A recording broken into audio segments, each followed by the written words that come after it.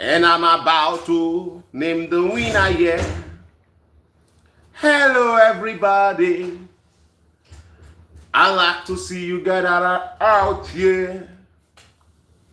If you do, you do me. Yeah. Okay. Yes. Everybody gather here. It is we are here to actually announce the winner of the Predict and Win with Elder game show. So we are here to announce the winner of the Predict and Win. So if you know you played in the game, you might as well just show up, yeah? Yes, and we are changing the format of the game. Actually, we are also changing the format of the game. The format of the game has to be different now. We are going to actually get people involved. You know, you are going to be able to what's it called? Like, you're going to be able to now become a member. If you want to play the game, you become a member of this fan channel. That is, you become a member of this fan channel. That is going to actually help you, you know, to exclusive videos, exclusive perks, you know, those kind of things. Yeah. So if you are a member of this channel, you stand a chance of winning on game shows like this, and also other form of games. You know, there are trivias. You can participate in the trivias. You can, you know, get so many other things, you know, coming on the game show. So guys, I would like to see you come around. If I look at this, yeah, I see the winner. The winner of this game show is already, yeah. I see the winner of the game show here. All right. I told him, okay, yes. Yeah, the winner. Yeah. See, welcome, guys. Welcome. You know, yesterday we played a game show, Predict and Win with Elder. Yes, and we said you have to be a member of this channel to actually participate in this game. If you get the scoreline between Manchester United and Chelsea correct, you stand a chance of winning 10,000 naira. And somebody actually got it correct. Yes, somebody actually got the answer. Somebody actually got it correct. And then now we are going to be announcing the winner. And after announcing the winner, we are going to see if the winner is here. And if the winner is here, all we can do is just get across to the winner and then make the transfer to the winner. Yes, that's it. So yeah, Manchester. First of all, let's talk about Manchester United Chelsea game yesterday. It was actually really good game yesterday. Manchester United Chelsea. I felt like Manchester United took advantage. Of Chelsea's lackluster defensive covering. So if you are here and you know that you played in that game yesterday, please kindly mention. If you know you predicted, kindly mention here, because we have the winner. So let me talk about the game first. You see, Ruben Amorim, like I've always said in my videos, Ruben Amorim is a very intelligent guy. I have always asked that people give him that opportunity to actually coach Manchester United to the best of his ability. All that Ruben Amorim needs is just players who will be dedicated enough to play his system. That is very, very simple. And Ruben Amorim's system has to do with lots of overload. And if he can get players who understand that at different sections of the pitches you have to get overloads there, so that you will have an extra man who gives you the ability of picking out passes and all of that. Ruben Amorim's system has nothing that is so bad about it. Yes, we leave a lot of spaces behind, but that is the reason why we have to. That is the reason why we as a team have to track back early enough. Yeah. Hello guys. Hello. Welcome. You are welcome. Yeah. Let me change the format of this phone. I'm sorry guys. I'm sorry, guys. I have to change the format so that I'll be able to see you guys correctly. I'm sorry. Just give me 1 minute. 1 minute, guys. All right. Okay. All right. So, all right. Hello, everybody. Thank you for joining. So, like I was saying, Ruben Amorim's game plan is a very simple game plan. All you have to do is know how to create overload on the upper part of the pitch. As long as Manchester United players can create these overloads on the upper part of the pitch, then we are good to go. That is it. Ruben Amorim football is not so difficult, right? Not so difficult. And yeah, welcome, guys. Welcome from everywhere you are viewing from. Welcome, guys. Yes, same outfit. Shenny Lane, same outfit. Welcome, everybody. Manchester United was able to get one over Chelsea yesterday, and it is Vamos Manchester United, not Atleti. Vamos Manchester United. Vamos Manchester United. Manchester United actually did a very, very good job yesterday to actually win that game against Chelsea. We showed what we can do. We showed our mettle. We showed that Ruben Amorim actually knows what he is doing. So if you are here and you played in the game yesterday, we played a game yesterday, the Predict and Win with Elder, and you know you are here, you played in that game, we know the winner is here, and the name of the winner here is the name of the winner of this game show. The name of the winner is here. So I am hoping that you are among the viewers here and you would be able to come out so that we can announce you as the winner and then make your wire transfer for you. You have won yourself 10,000 naira. Yes, you've won yourself 10,000 Nigerian naira. And yes, so tell me, guys, if you're in the comment section, tell me what you think about the game yesterday. I know that it was needless. It was needless for Casemiro to pick up that red card. It was needless because we believe that Casemiro is actually a very experienced footballer. Being on a yellow, he was not supposed to make such a tackle. Even though I thought that tackle was actually very soft, but then it deserved a yellow, and that yellow actually created the whole unbalance in the team. Yes, he made everything unbalanced, and what can we do? But at the end of the day, Manchester United was still able to hold their own and actually get over the line with the score line. I thought that if Ruben Amorim had allowed Mbeumo to still be in the game, or probably restructure Manchester United in a different way, maybe we would have still gotten a goal, because we controlled in the second half. We controlled the game, leaving the ball for Chelsea and actually sitting back. We actually controlled the game. It was 1 minute of lackluster behavior. Then Chalobah got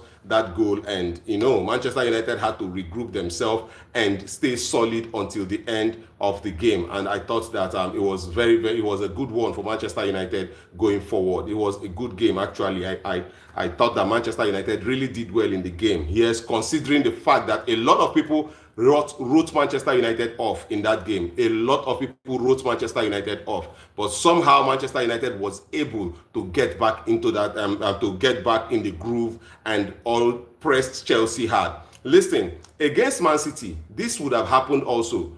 Against Man City, Manchester United would have gone up also if we had taken our chances. There were lots of chances to be taken. Against Burnley,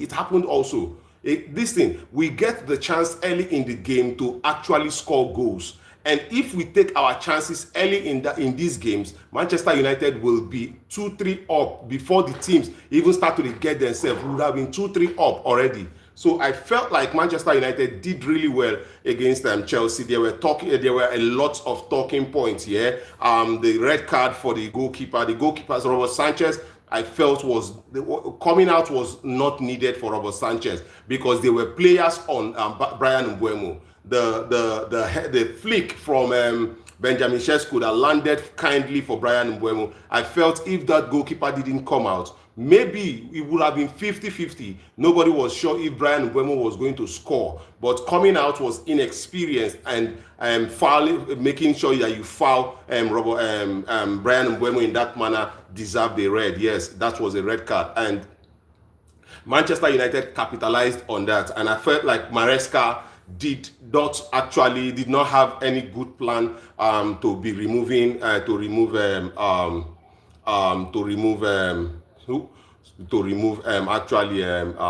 it called? Who do you think was the man of the match yesterday? Who do you think was the man of the match yesterday? Please name me your man of the match. Who do you think was the man of the match yesterday? Who do you think was the man of the match yesterday? Who do you think was the man of the match? For me, I will pick Matthias De Ligt, because I thought, who do you think is your man of the match? Who do you think is your man of the match? For me, I will pick man of the match. For me, I will pick Matthias De Ligt, because I felt like he was better than every other player on that field. Yeah, I think he was better than every other player on the field. So who do you think was your man of the match? I would like your answers. I would like you to give your answers. Who do you think was the man of the match? Right? Who do you think was the man of the match in yesterday's game? I would like you to give your answers. For me, I think it's Matthias De Ligt. Matthias De Ligt played really, really well. That is what I think. He played exceptionally well.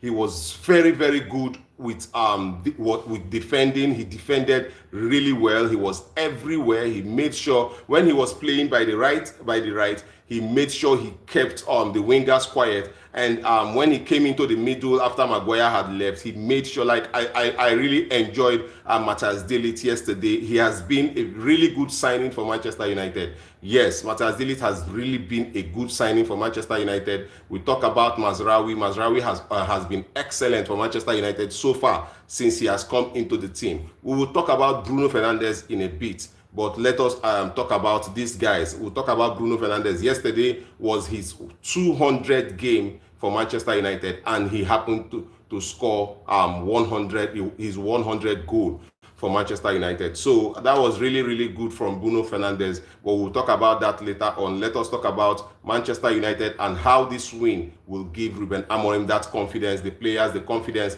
of going into the Brentford game. You know, our next game will be Brentford. Manchester United will be looking at capitalizing on this win against Chelsea, you know, to grow the momentum of the players and going into the away game at Brentford. We all know that Brentford had sold off many of their players and changed the coach and all of that. And, you know, we bought Brian Mbeumo from Brentford. And with the players that we have coming back from injury, we have Matheus Cunha, who has come back from injury, and Mason Mount. You could see the impact of Matheus Cunha at the time he came into the game.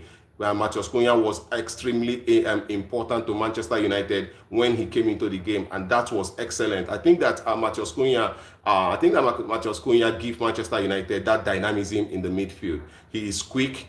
He carries the ball well.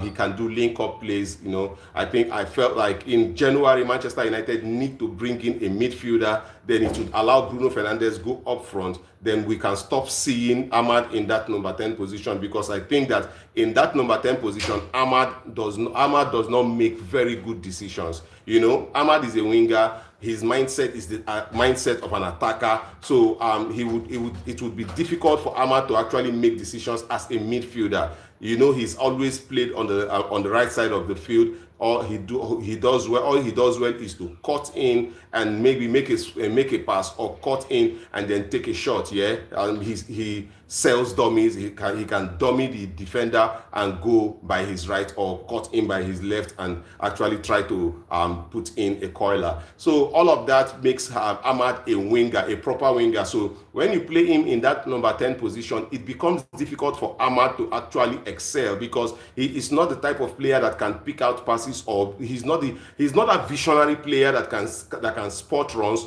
That it was evident yesterday when actually he was through on goal. Benjamin Sesko was standing right in front of him. All he needed to do was to play the pass to Benjamin Sesko to tap it in. But then the decision making at that point in time cost Manchester United that potential goal. Yes, it cost Manchester United, and that is an error. And that is one of the things that Ruben Amorim would have to work on, because I would prefer to see Mason Mount and Bruno Fernandez up front playing in those number 10 channels, or Mason Mount and Matheus Cunha up front playing in those number 10 channels, than seeing Ahmad in that position, because Ahmad actually is a winger and he gives Manchester United a lot of width as a winger. Mbeumo was very, very good yesterday. I thought that Mbeumo had a very good game yesterday. A thumbs up to Mbeumo. I give it up for him. I think it was fantastic of Mbeumo playing yesterday. He did really, really well.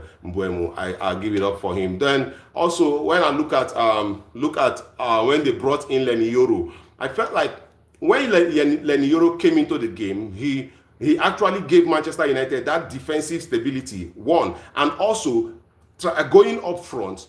Leny Yoro understands the three-man system now. He understands this very well. I think Harry Maguire struggles as a centre back. That CCB, the guy that is in the center, I think Harry Maguire struggles in that position because he's not as fast as Delete. When he was removed and Delete took over, we could see how fast Delete was in covering spaces and also getting tackles in. Yes, so I thought that Maguire was struggling in that middle of the pitch. So we had to, Ruben Amorim had to remove him and then take back Delete there, then bring in Luke Shaw, who would play in that position. And he was looking defensive. The defensive solidity became really, really good. So I felt like Manchester United, everything that Ruben Amorim did yesterday, he did it. He got his spot on. He brought in, at the time we needed a threat up front, he brought in Matheus Cunha. At least Matheus Cunha was the guy creating those threats up front, and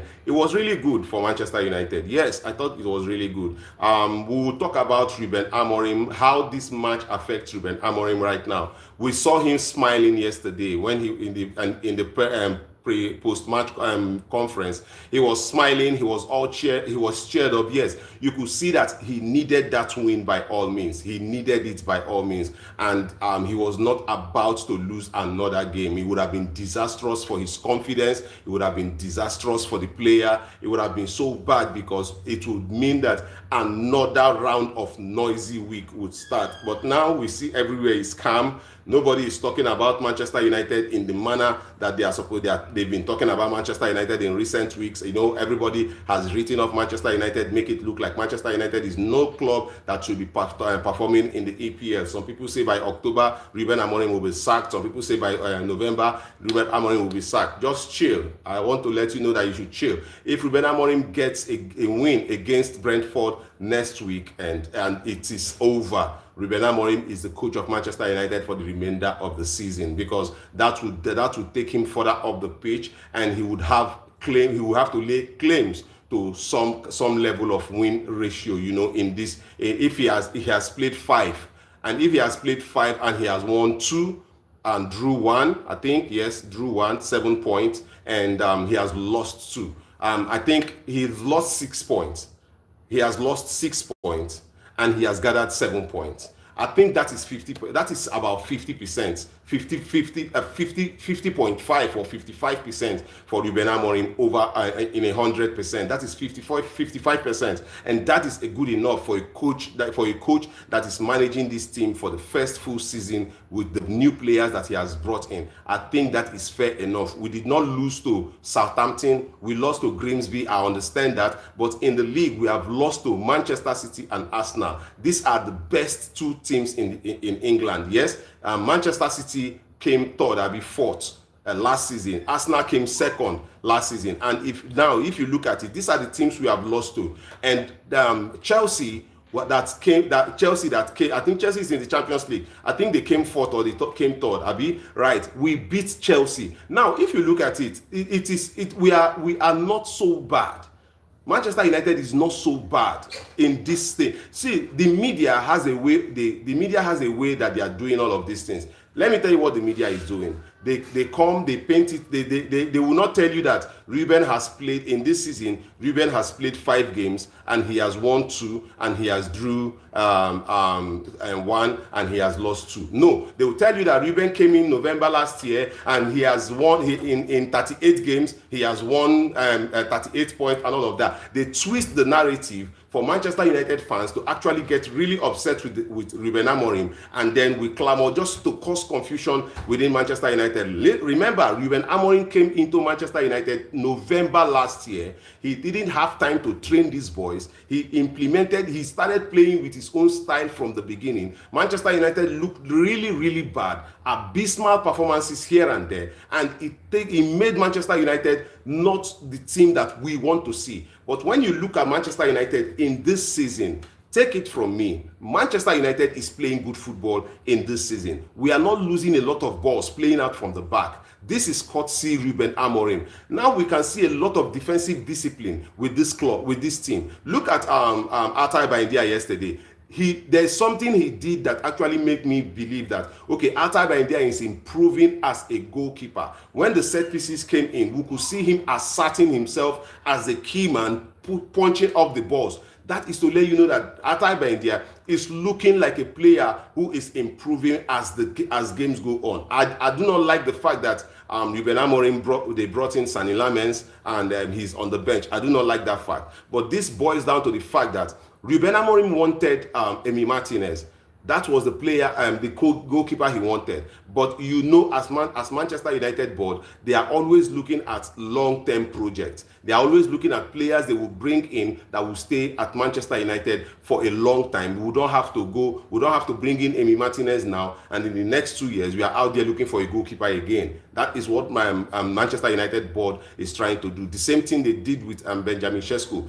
You understand that Ruben Amorim wanted Oli Watkins, and they brought in Benjamin Sesko. And you know, Ruben Amorim has to work with Benjamin Sesko because, as we see, Benjamin Sesko is not actually very ready to play English football. Even though Ruben Amorim is trying to improve him, to make him that sharp and get very ready to play English football, he is still not that guy. So it will take time for Benjamin Sesko to actually come into English league and actually assert himself and assert pressure on the team. Ruben Amorim wants his players to play in a certain type of way, and if you have chosen to come to Manchester United, then you have to actually listen to the coach and play in that certain. We are not comparing we are not comparing Benjamin Sesko to Ekitike. We are not comparing him to Victor Gyökeres or comparing him to Isak. He's a Manchester United player. We have our ways of doing things, and that is how Benjamin Sesko is going to grow with Manchester United, right? So, but I felt the board made a mistake with bringing in Benjamin Sesko. The reason why I tell you that the board made a mistake is this.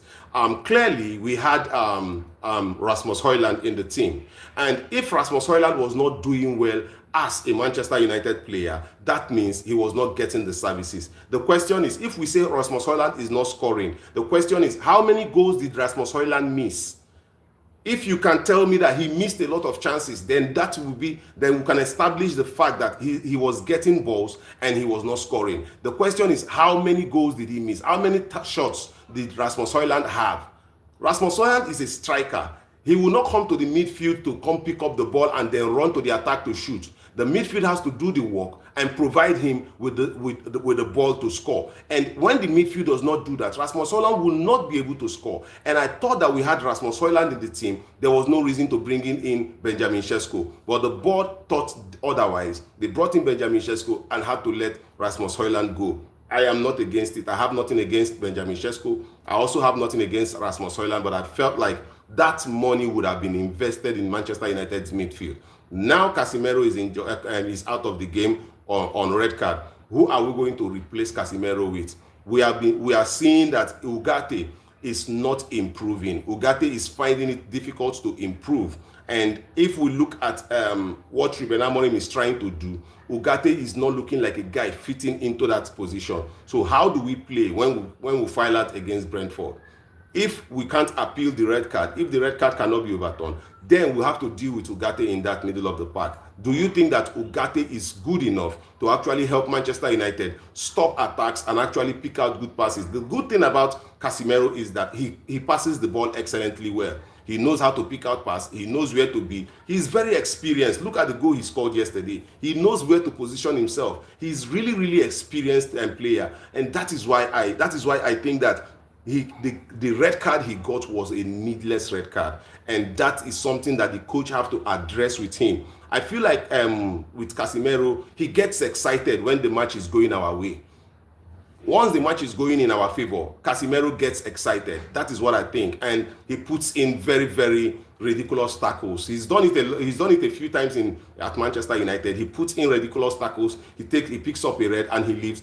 And he leaves his teammates suffering because his position. We do not have someone who would easily come into that position and take charge. That is the problem with Casemiro. We do not have somebody who will come in and take charge, and that puts Ruben Amorim in a state of confusion. So who would Ruben Amorim play in place of Casemiro now that he has this suspension?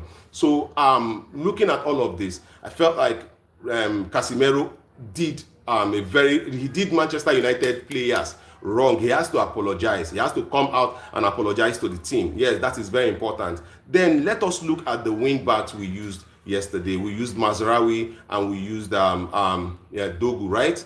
And I thought that they were really, really good. Dogu, Mazraoui was really good. Yes, with this thing. Okay, somebody says he should play Mainu. All right. Mainu, I don't think Mainu is a bad player. Mainu is really good, but defensively, can Mainu offer that defensive solidity for Manchester United? That is the thing. How will Mainu be able to actually offer that defensive solidity for Manchester United? Because I don't feel like Mainu has that strength, the ability actually to become a top number 4. I think he is better off a number 8. That is what I think Mainu is. Mainu is better off a number 8. He's very good with progression with the ball. He's very good with his body feint. He picks out really good passes. He could wiggle out of tight spaces and all of that. I think that he's very good as a number 8, but as a number 4, I think that the only way we could actually fit in Kobbie Mainoo there is to play him beside Ugarte. In case if Ugarte has to play, then we'll play him beside Ugarte. Then we bring in Kobbie Mainoo to actually give Ugarte that ability to accelerate with the ball, like move with the ball. So that is it. But Kobbie Mainoo being the number 4, wow, Manchester United might just suffer. Yeah, we might just suffer. That is what I think. Mainoo is an excellent player. I even believe that Mainoo will be more effective as a number 10 rather than the number 8. I think that Mainoo will be a better number 10 if we look at the structure at which Manchester United is playing. Mainoo would do well as a number 10 alongside Cunha. If Cunha plays on the right side, Mainoo plays on the left side of the number 10. I think that they will be very, very, very pivotal for Manchester United. Then the wing backs, Dogu is still falling short. And why I say this, that Dogu is still falling short, is because He's good. He's good accelerating with the ball. He has that speed. He has the stamina. He has the physicality. But his final thought decision, he's not putting in good crosses.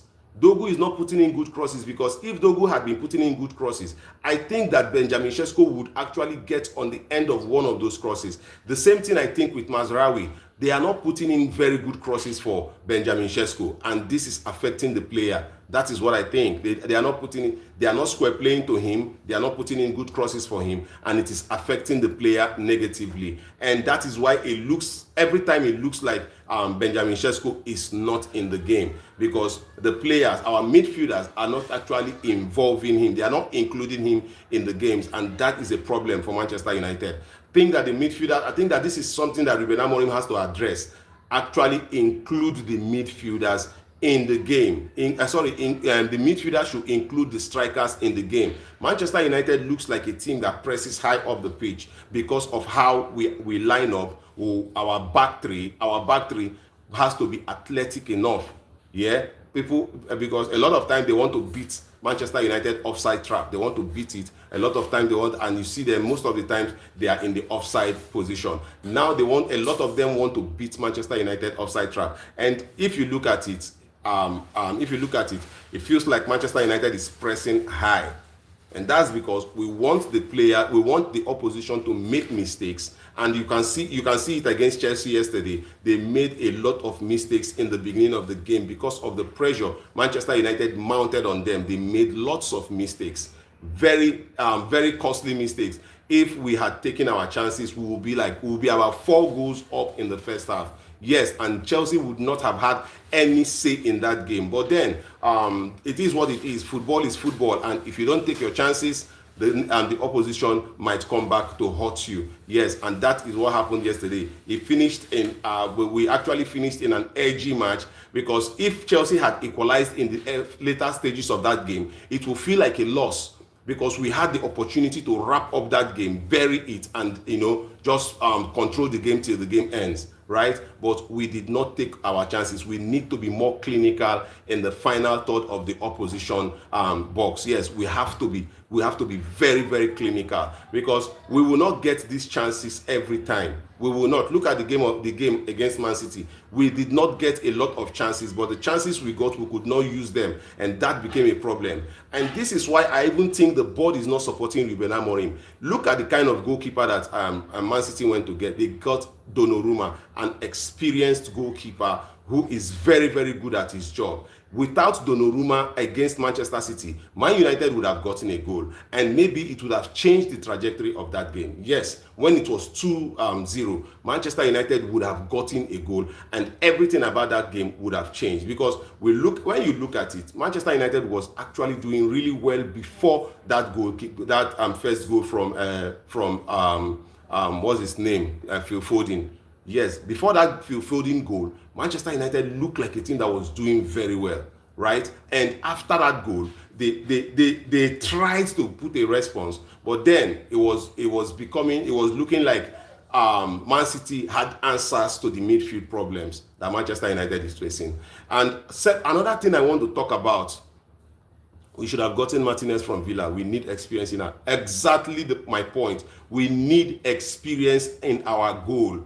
We need experience, because Martinez in goal for Manchester United gives Manchester United that leadership at the back.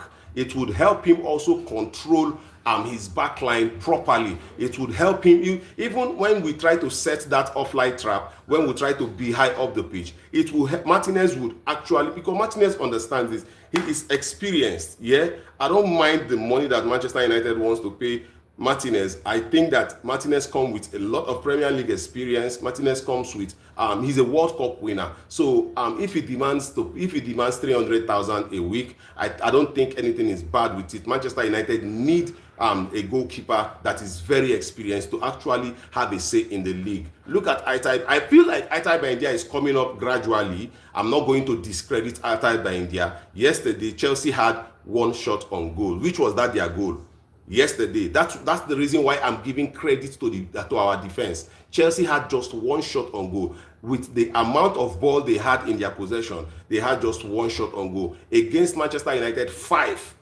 on target. Sorry, 1 shot on target, which was their goal. Manchester United had 5, and Manchester United had lots of shots on goal. So if you look, Manchester United is not really that bad. We need a goalkeeper. We need defensive midfielders. If we can get 2, if we can get the like of Adam Wharton, someone who could control the game, someone who is very strong, that wins the ball and controls the game, then we get a player like Baleba, that one who is strong and can run with the ball, that can spearhead attack, pick in really good passes in the final third. I think Manchester United, it will be in a safe place. We also need to actually coach Dogu and Mazraoui to learn to put in good crosses. Yes. So guys, as we are here, I want to say something quickly. Yeah. You can become a member of this fan channel by joining this thing, and there are a lot of benefits being a member to this fan channel. There are a lot of games we play as a member of this fan channel. We play the predict and win. If you join as a member, you have exclusive videos, you have exclusive games where you can win cash prizes. Like today, somebody won 10,000 naira today. Yes, yeah. Somebody won 10,000 naira today, and as soon as before we finish, you will the person would get the money. Yes, to become a member, you will see on your end where they said join. Not you are already a subscriber to the channel, but to become a member, you will click to join to join and become a member. You click to join. There's a space where you will see join, and then when you click it, you follow the prompts and you become a member of this fan channel. You have exclusive gifts. You have exclusive perks. You have your name. We can actually add whatever initials you want to be on your name, and whenever you make a comment on the podcast, it would come out bold. We can read your comment above every other comment, and also you can get cash gifts when you play games, because we will be setting a lot of games, trivial games, remember this player game, then predict and win game. There are lots of games where you can win cash prizes on this channel. So but first of all, you have to become a member of the channel, right? So that is it. Somebody won. Okay, let me announce the winner right now. The winner of the predict and win that we did yesterday. The winner of the predict and win yesterday, I don't know if he is here. We will try to get across to him. The winner of predict and win is at Praise Joseph. Praise Joseph, yeah. He predicted that Manchester United will be beating Chelsea 2-1. That is what he predicted. Praise Joseph. Let me see if I can screen grab this. Yeah. Okay, I can make it visible to every other person here. You can see it here, right? Praise Joseph, yeah. Yeah. Okay, you can see it clearly here.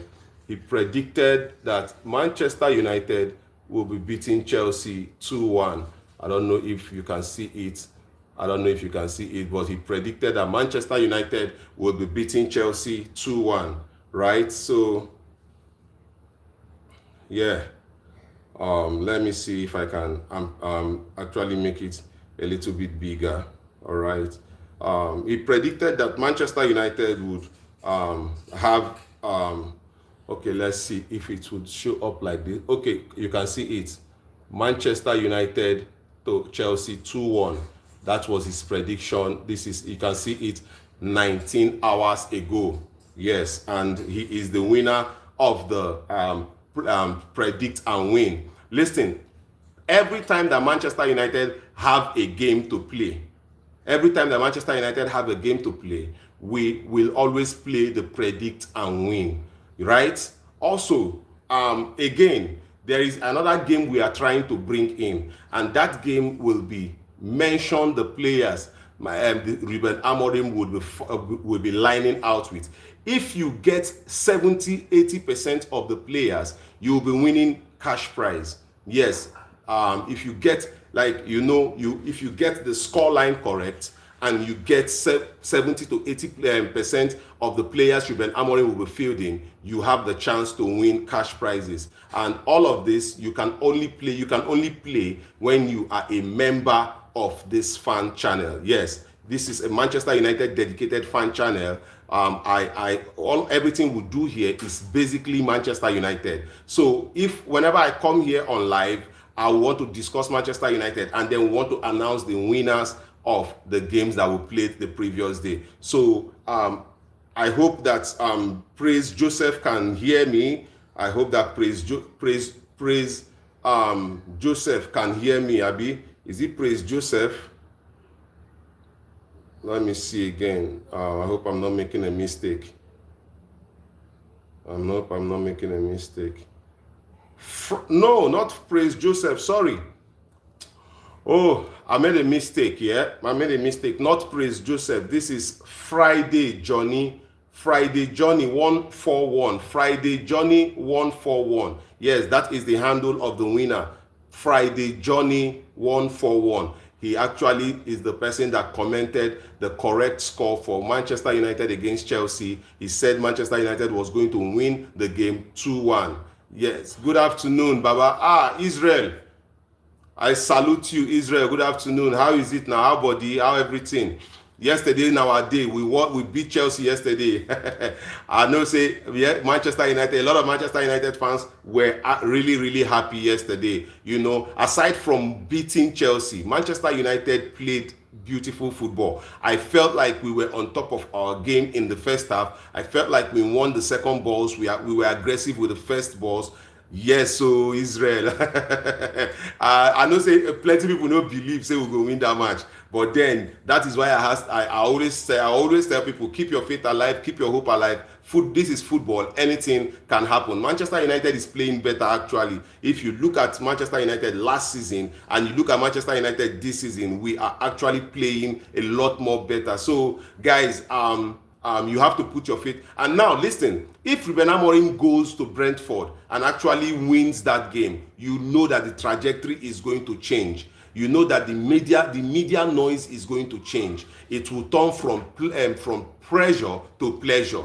It's going to change because the media will start looking at Ruben Amorim like someone who is now turning the tides at Manchester United. Yes, because if you look at it, we have played 5 games. 3 times 5 is 15. Manchester United have 7 points in 15 out of 15 games. We have won 2 games. We've lost 2 games and we draw 1. And that means Manchester United have not done badly in this season because this is Ruben Amorim's first season. And when you look at it, he's just gathering these players. They have not even played together. We started the season August. This is September, right? They have not played together for even 3 months, maybe 4 months. They've not played together. So you give them the time to gel actually. There will be a time when these players would understand themselves, how they run, how they move, without even looking. They would know where to pick a pass and how to play the pass and where each player would be at a certain time. That time will come. And I'll tell you that Ruben Amorim's system is not the problem because every time we look at Ruben Amorim's system, why are we creating lots of chances and our defense? If our defense is solid enough, we will not get lots of threats at goal. Look at yesterday. It was just 1 shot on goal from Chelsea. One shot on target, that was their goal. And the remaining, they had 5 in total. Manchester United had about 20-something shots. Chelsea had 5. That was to tell you that Manchester United controlled the game, start to finish. Even without the ball, we controlled the game. The Ruben Amorim's idea worked out perfectly for him. If it was not the fact that our players were actually lost concentration with that corner that Chelsea played, Chelsea will not get a goal. Chelsea will not get a shot on target. So look at it. If sometimes let's forget about the losses and look at the play pattern, how Manchester United is playing. We are playing better than last season. You can remember that last season when Manchester United was playing, a lot of times we will lose the ball. We will lose the ball when trying to play out. We lose the ball. We lose the ball when trying to play out. James Vigo says, I believe Man United will bounce back. soon, but Amorim should explain to us what he has with Luke Shaw in the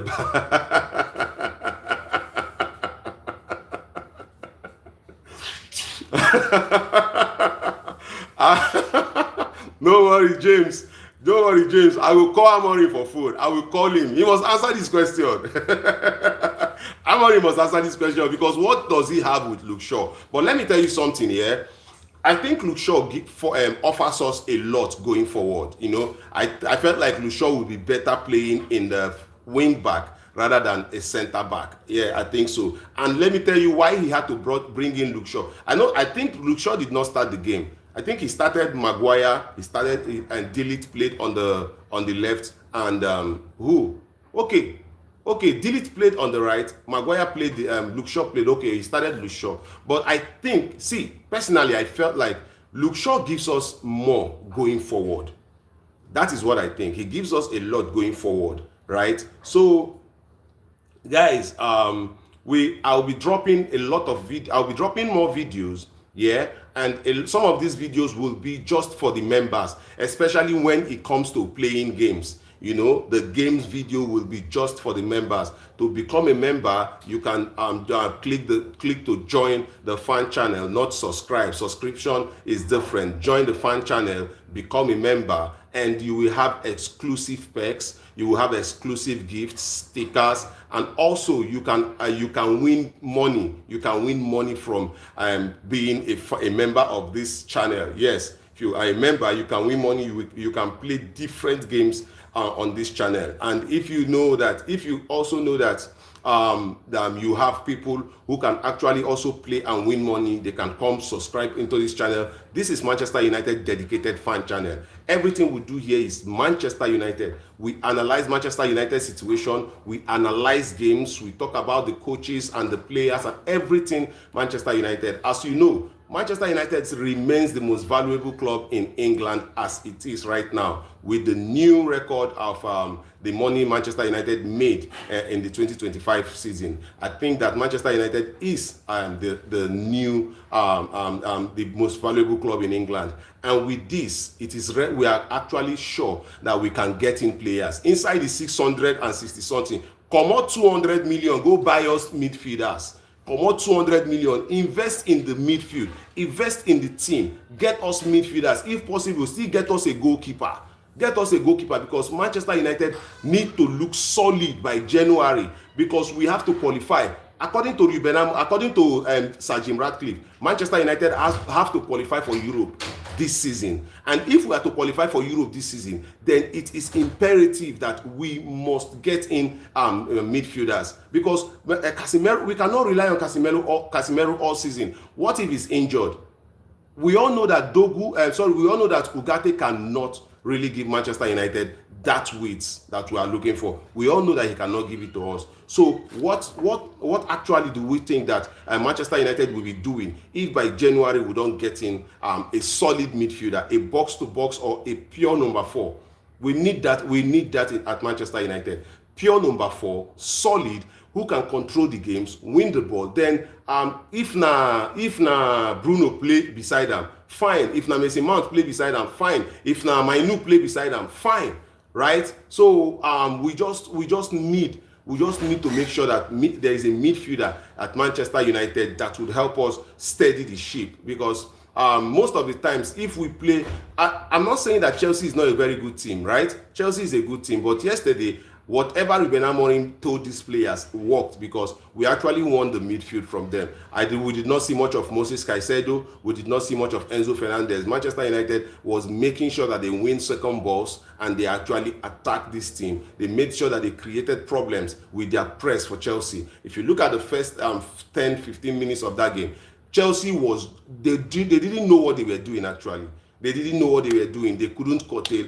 And there is something I noticed again. I want to also draw your attention to that. Do you notice that Aitai by India playing long balls actually is not mistakes? He knows what he's doing. Many of the time, look at it, that long ball he plays. Remember Ederson at Manchester City. Remember Ederson. So those long balls that they play, and he gets to Erling Haaland and he scores. I think that is what Altai Baindia is also doing, because the red card for Chelsea was Altai Baindia playing a long ball to Benjamin Sesko, who flicks it and it lands in favor of Brian Mbeumo, who beats the goalkeeper and the goalkeeper fouls him. So I think that is a pattern of play. Actually, it is a pattern of play. I'm beginning to see the work in there, because he did it against who? He did it against, was it Fulham? Was it Fulham, where he played it and Matheus Cunha brought it down and played it and he hit the bar. He did it against Fulham. So I'm thinking that this is a routine. This is something that they practice in the training, and I think that it's a perfect one. It's a very good one, because that would help Manchester United a lot if we have players who can actually welcome the ball from that position. I tell you. So I think that Altai Baindia is growing in confidence. With more matches, I think he will grow, but I still feel that we need a goalkeeper. Altai Baindia does not have that presence as a goalkeeper. He is a small guy. He's a skinny guy. He does not have that presence as a goalkeeper. He does not have that Donnarumma presence. He does not have that Emiliano Martinez presence. He does not have it. So this is why I feel like Manchester United needs a better goalkeeper. Altai Baindia is good, yes, it could, but I don't think he's an excellent shot stopper. I feel like he's good with playing with the team. Last time when we played against City, I saw a little bit of confidence in him playing from the back. He looked unfazed and all of that, and I feel like, okay, that's a good one. But then I give credit to the defense line, because the defense protected him all game. Yes, the whole game, the defense line protected him. So I'm giving kudos to the defense for protecting Altai Baindia in the manner that they did. Yes, and going forward, I felt like our midfield was able to hold the midfield from Chelsea. And when the red cards came flying in, it looked funny to me, because what is going on here? Why would Casemiro put in that needless tackle? Casemiro, I felt like, was the most experienced player on that pitch. He already had a yellow card. I thought that maybe he would have been more rational when going into tackles, and also and knowing that you have to stay on your feet. You don't have to leave the game. Manchester United is one-man advantage. We should be winning this one. We should be scoring about 2-3 goals in the first half, then bury the game in the second half. Though I felt like Ruben Amorim's management of that game was perfect. Yeah, that was what I felt. Now, let us talk about Bruno Fernandez, the captain of Manchester United, the super captain, Magnifico. Nobody has given to Manchester United what Bruno has given to Manchester United in the last 5 years he has been at Manchester United. Nobody. A midfielder in 5 years have 100 goals. A midfielder. You can see the work rate of Bruno Fernandez. You can see how dedicated he is to playing for Manchester United. He deserves to be the captain of Manchester United. Bruno Fernandez is not just strong. Bruno Fernandez is not just dedicated. He is willing to do anything the coach asks of him to do. I saw him yesterday, a 31-year-old taking on this player. He dispossessed the guy. He took the ball, he ran with it, and he put out that very good shot. I think Bruno Fernandez is an excellent servant for Manchester United. Craig Motion says, I think Bruno is still holding Man U back. Bruno is good. Don't get me wrong. Yeah.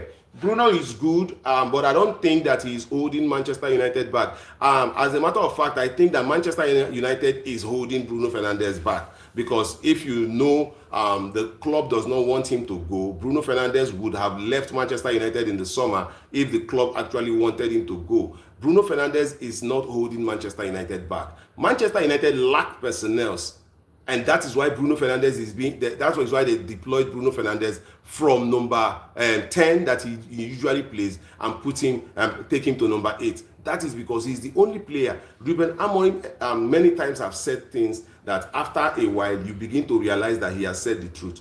If Bruno Fernandez was not the only player that can play in that number 6 position, Ruben Amorim would not play him there.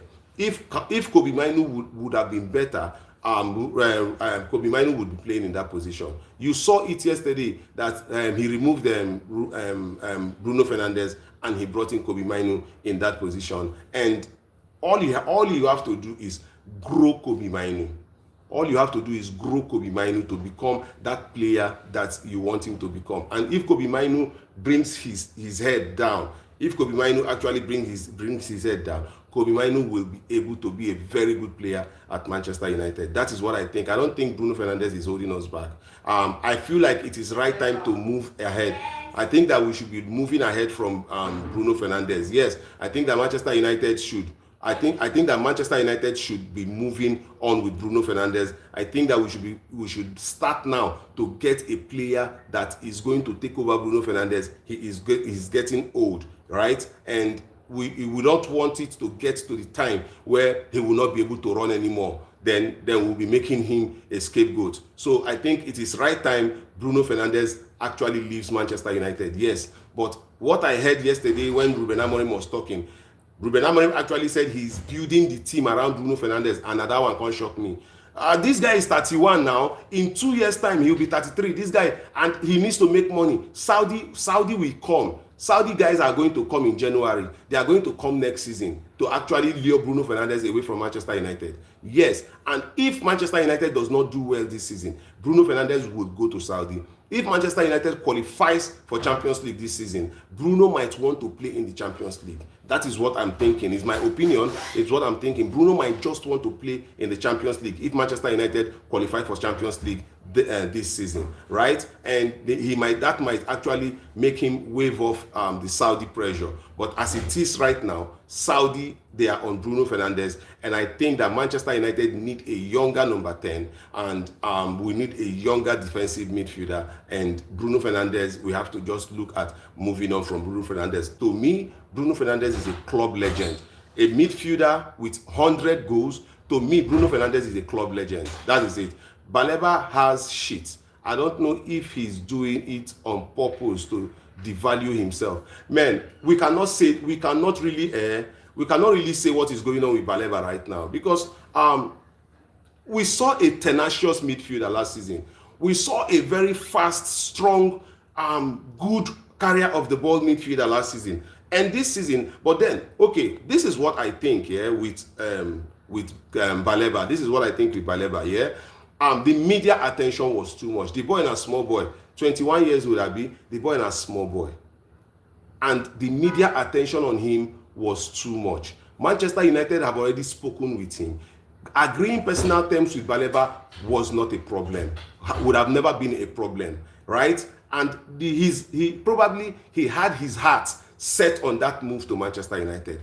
Probably he had his heart set on that move, and now because he had his heart set on the move and the move did not go through, it would affect him mentally, and that is probably what might be affecting him this season, because the media was so much, the attention was so much. It was Carlos Baleba everywhere, and he was seeing other players go to Manchester United. He saw Mbeumo go to Manchester United. He saw Cunha go to Manchester United. He saw his teammates João Pedro go to Chelsea. He saw all of those things. Then he would have wanted, okay, you know what?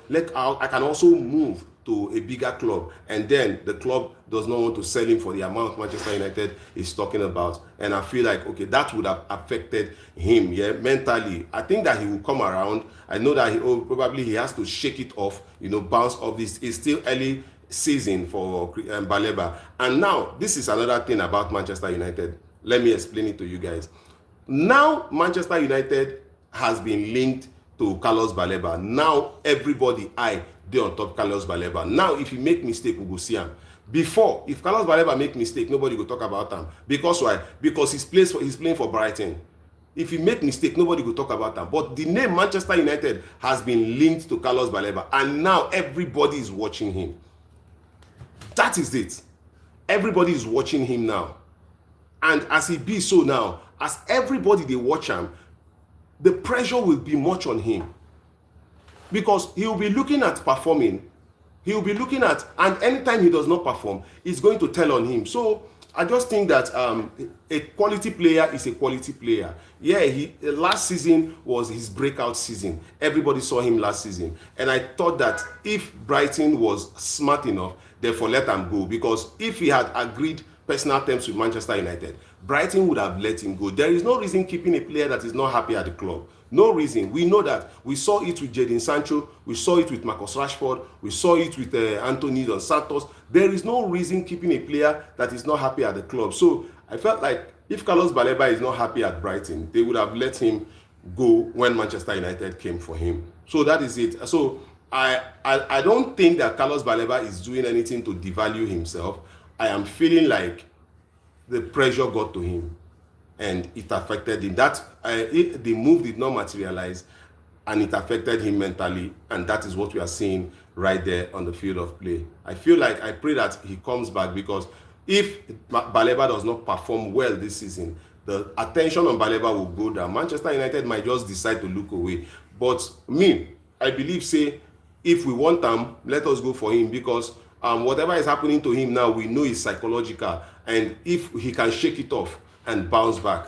And Adam Wharton is another shout. Though Manchester United does not look like a club that actually wants to look at Adam Wharton, but I think that if we can play Bruno Fernandez in that number 8 position, then we can play Adam Wharton there. We can actually get somebody like Adam Wharton who would control the pace of the game, slow down, speed it up, and all of that. That is what I think. That's what I believe. So, but then we have to give kudos to Bruno Fernandez, a midfielder, 100 goals, 5.5 years at Manchester United. That is incredible. He deserves to be the captain of Manchester United. He deserves to be the captain of Manchester United, and he has done incredibly well. A lot of people, I don't know why people are hating on Bruno. See, let me tell you something. Everybody has their attitude. Bruno whines, that is Bruno. Bruno complains, that is Bruno. That is Bruno Fernandez for you. This guy likes to win. He is a footballer. This is his personality. You don't expect him to change. Let him be who he is. You don't expect him to be keeping quiet and be bottling up things. Let him express himself, be who he has to be. But you cannot take away the fact that Bruno is a fantastic footballer. He's world class. Player like Bruno Fernandez at Real Madrid will be untouchable. A player like Bruno Fernandez at Real Madrid will be practically untouchable, right? So I think that Manchester United have enjoyed the better days of Bruno Fernandez. I remember him when Ole Gunnar Solskjaer was here. He was unplayable. Bruno Fernandez was unplayable. He was in the midst of every goal Manchester United scored. He was the creator. If he's not the creator, he is the scorer. He was just in the middle of everything Manchester United was creating under Ole Gunnar Solskjaer. The same thing with Erik ten Hag. I felt like Bruno Fernandez has given Manchester United enough to call him a legend. He's a legend of the club. Yes. I don't know if we should go. I don't know if we should go into player ratings. If we should go into player ratings for the game yesterday, because we'll be rounding up in a bit. We'll be rounding the live up. I've been waiting for this guy that actually won 10,000 naira from the Predict and Win game show. Yeah, this guy won 10,000 naira from the Predict and Win game show. His name is Friday Johnny 141. I'm going to make sure I look for him, because I wanted to do his transfer right here on live, so that every other person will know that we are not playing. So if you want to join, if you want to participate in the game, all you have to do is join the membership.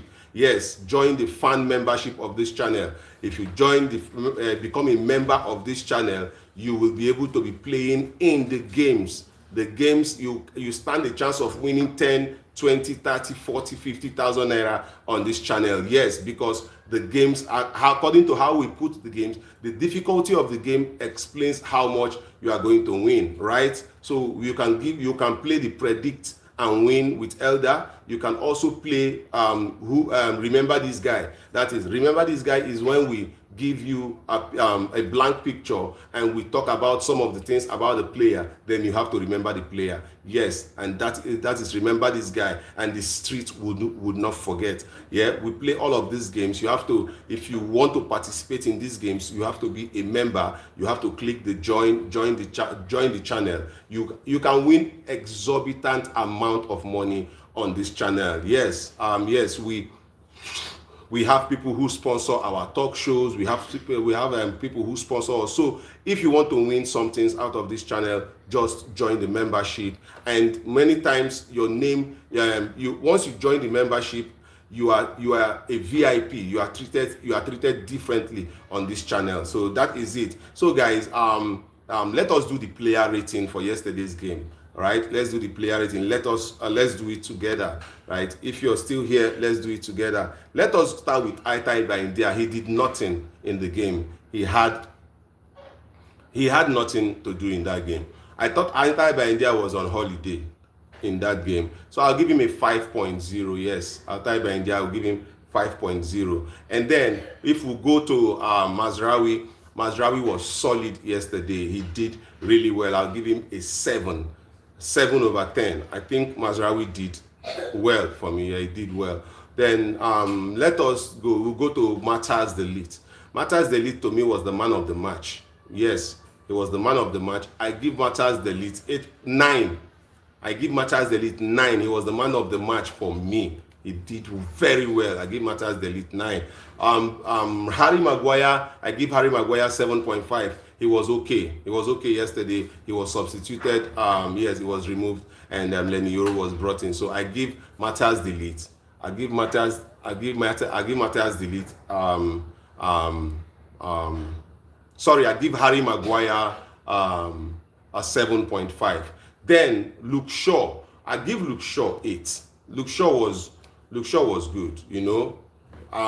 Even though the goal that they scored was from that's his channel, I thought that Dogu needed to do better. Dogu needed to close up on that guy better. If he had closed up on him better, then Manchester United might just have had that cross not going in. So I give Luke Shaw 7.5. I give Luke Shaw 7.5. I give Dogu a 7. Yes, a 7. I don't want to go 6.5 because I for just give a 7. But I don't know. I don't want to go to 6.5 because I felt like Dogu was not adding to Manchester United attack. He was not helping us in the final third. He was not helping us. So I'll give him a 7. Yes. And who again? Casemiro, I give him a 6. He got the goal. Yes, I give him 6. He got the goal. But the red card spoiled everything for him. So I give him a 6. He got Manchester United goal. So fine. Then Bruno Fernandez, I give Bruno Fernandez 8.5. He got the goal.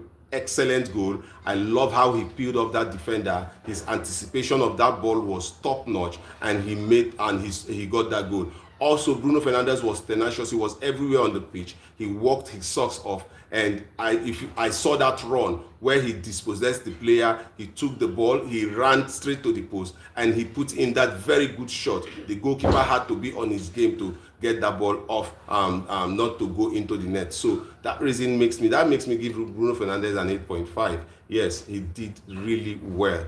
Bruno Fernandez did really well. Then let us go to what did I give Dogu? What did I give Dogu? I'll give Dogu 7. I don't want to go 6.5 for Dogu. Okay, I've mentioned it before. Luke Shaw, I'll give Luke Shaw 7.5. Yes, Luke Shaw 7.5. He joined the attack. He actually looked decent yesterday. Yes, it's between 7 or 7.5. Let us talk about Bryan Mbeumo. Bryan Mbeumo, I'll give him 8. I'll give him 8 because he was the threat. He was a real threat to the Chelsea's defense. He was the pressure on Chelsea's defense, and he made sure he was the reason why what's his name? What be that goalkeeper name self was red carded. Yes, the Chelsea goalkeeper. Bryan Mbeumo was the reason why the Chelsea goalkeeper was red carded. So then let us look at Mazraoui. Mazarawi, I'll give him 7, decent. I'll give Mazraoui a 7. It was decent. He looked good. Yeah. Benjamin Sesko. Benjamin Sesko, I will give Benjamin Sesko 5. 5. Yes. No, I'll give him 6. I'll give Benjamin Sesko 6 because he did well. He did well with that ball. He flicked and he tried to be a very good striker holding off the defense line. I think he did well. Yes, Benjamin Sesko, who again featured in the match. Mason Mount, give Mason Mount a 6. He came in. I give Matheus Cunha a 6. They came in and they did their best. Then Lenny Yoro, I think Lenny Yoro gets a 6.5. They came in and they gave Manchester United that solidity at the back. So I will give Lenny Yoro 6.5. So if I did not mention, because I'm not looking at any player, I'm not looking at any paper, I'm just mentioning all of these players off heart. So if I did not mention any player, you can do that in the comment section, guys. Okay, we are over an hour on this, and I think we have waited for Friday Johnny. Yes, we waited for him for over an hour. He is not here, and I would try to contact him later. I just want to say, who is your man of the match for yesterday's game? I think that Matthias De Ligt was my man of the match, or is my man of the match. I would want to know what you think in the comment section. Okay, guys, thank you for joining this live. Cred Motions, I salute you. Thank you for joining. James Vigo, Learn with Israel. I thank all of you, Holy Son. I thank every one of you who actually joined this live. Thank you so much. We will see in the next live. Yeah. Thank you so very much, guys. Obrigado, gracias. I want to go watch some of the EPL games and maybe have an idea of the people we are going to be playing against in the coming season. So guys, take good care of yourself and have a wonderful Sunday. Bye-bye.